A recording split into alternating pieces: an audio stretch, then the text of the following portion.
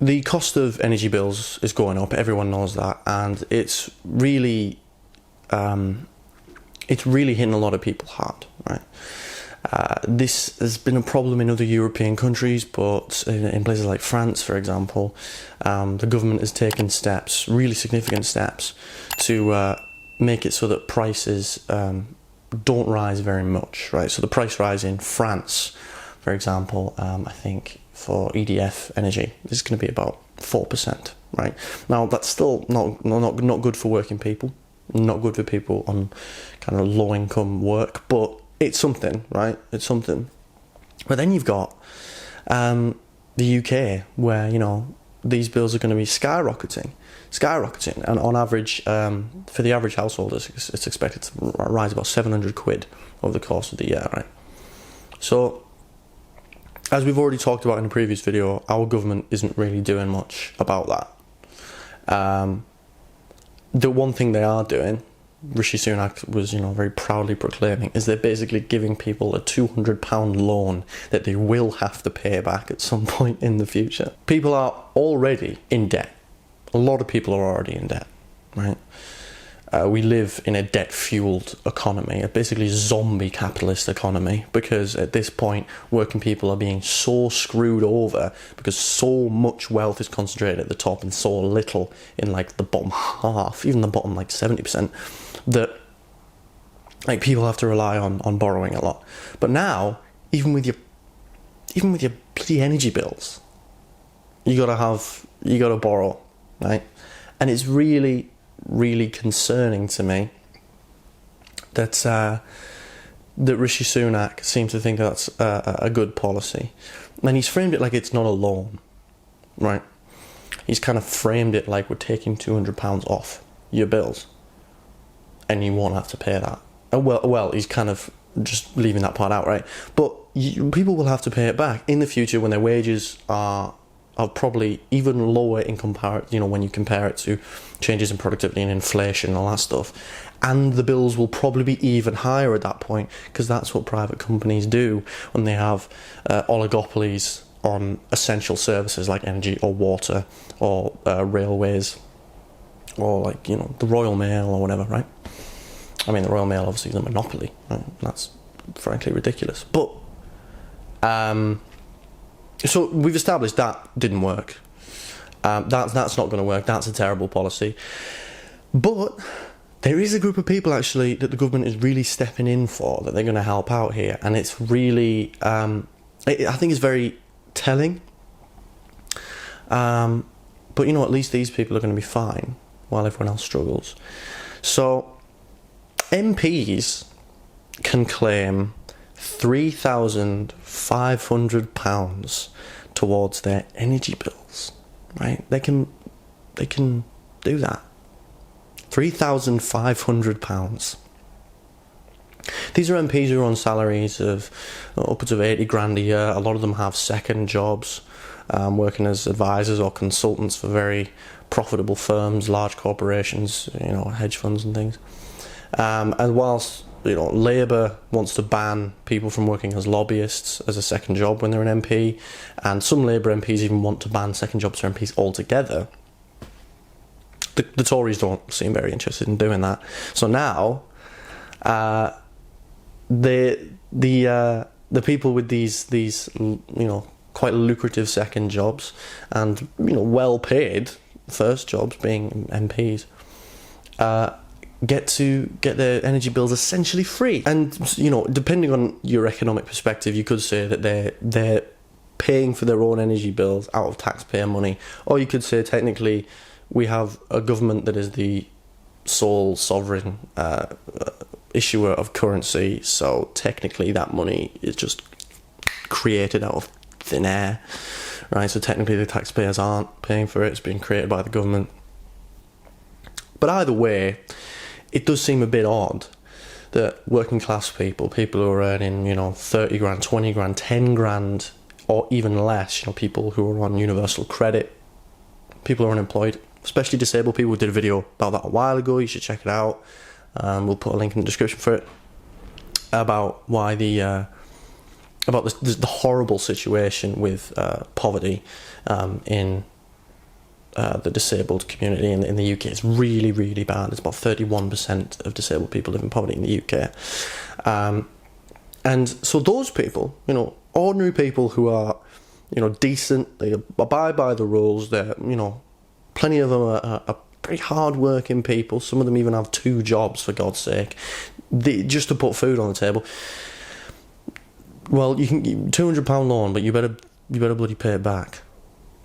But then, if you're an MP, that's fine. Just claim it on expenses.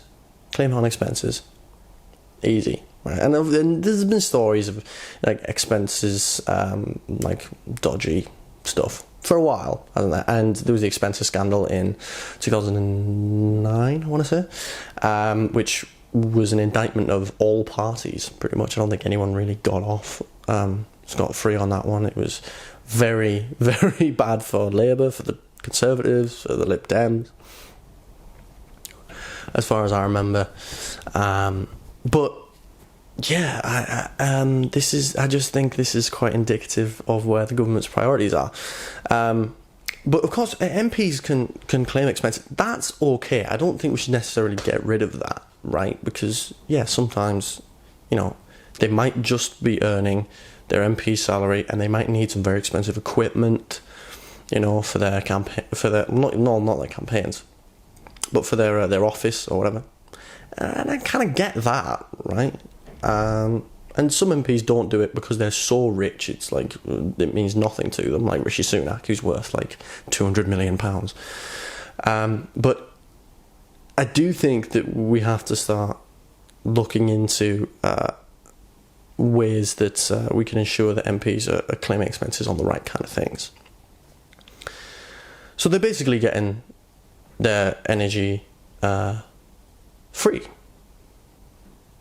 Now, the solution here isn't to say to the MPs, you have to pay like the rest of us. In fact, you have to pay more, you greedy sods. No, the solution is to say, well, if you can have it free, we can all have it free. Right? I mean, it's energy. It's a basic necessity in a modern, developed country. Basic stuff, very basic, like broadband. But we all know what happened when someone suggested giving free broadband to everyone, even though the analyses show that in the long run it would save money and boost the economy and living standards. But anyway, the point that I'm trying to make is, don't use this as an opportunity if you're going to talk about it with people or rant on Twitter or whatever to say that MPs should have to pay all this money like the rest of us. But instead say that no, everyone should have this free. Energy should be free. Now, of course, someone's got to pay for it. Again, our government is the sovereign currency issuer of the United Kingdom. The government creates the money.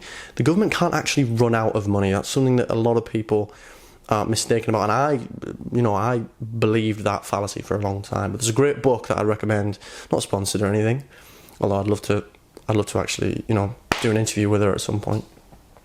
Stephanie Kelton, I think her name is, the author of this amazing book called The Deficit Myth, and I recommend you all read it. But basically the point is, the deficit in of itself is not dangerous. It's inflation.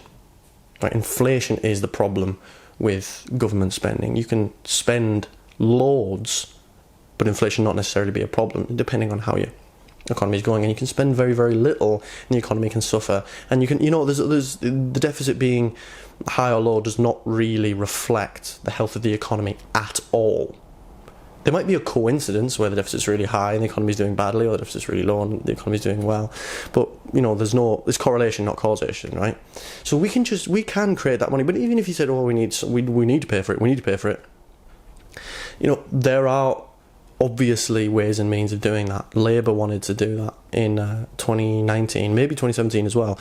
So all we do is, increase taxes on people earning more than like £100,000 a year, close those tax loopholes, and make giant corporations like Amazon and Google and stuff pay their taxes, and put maybe a little tax on reckless financial speculation, just like a little, just a a few taxes on the people who have made loads of money throughout the pandemic while everyone else has gotten poorer, right? And I know wages have slightly risen recently, but like not anywhere near in step with productivity improvements and inflation, so it doesn't matter, right? The energy companies have also made loads of money and profit recently. So yeah, MPs get their energy free. Let's make it so that everyone else can. And it would be good for the economy, obviously. People who have, you know, more money in their pockets go out and they spend it. That money goes into the economy, businesses, they get circulated around, and the economy grows as a result. And obviously, if people have access to high quality energy, you know, if their electricity is better quality, and if their, you know, their gas hob or their electric hob or whatever it is working better, if their boiler is working better, they're more comfortable, they don't have, you know, all of these horrible feelings kind of stabbing at them while they're trying to improve their own lives, and so we can have a more prosperous society. It's a no-brainer, really. But I'm interested to hear your thoughts. Leave them in the comments below. I'd love to read them. But yeah, thank you all very much for watching, and I'll see you in the next video. Cheers.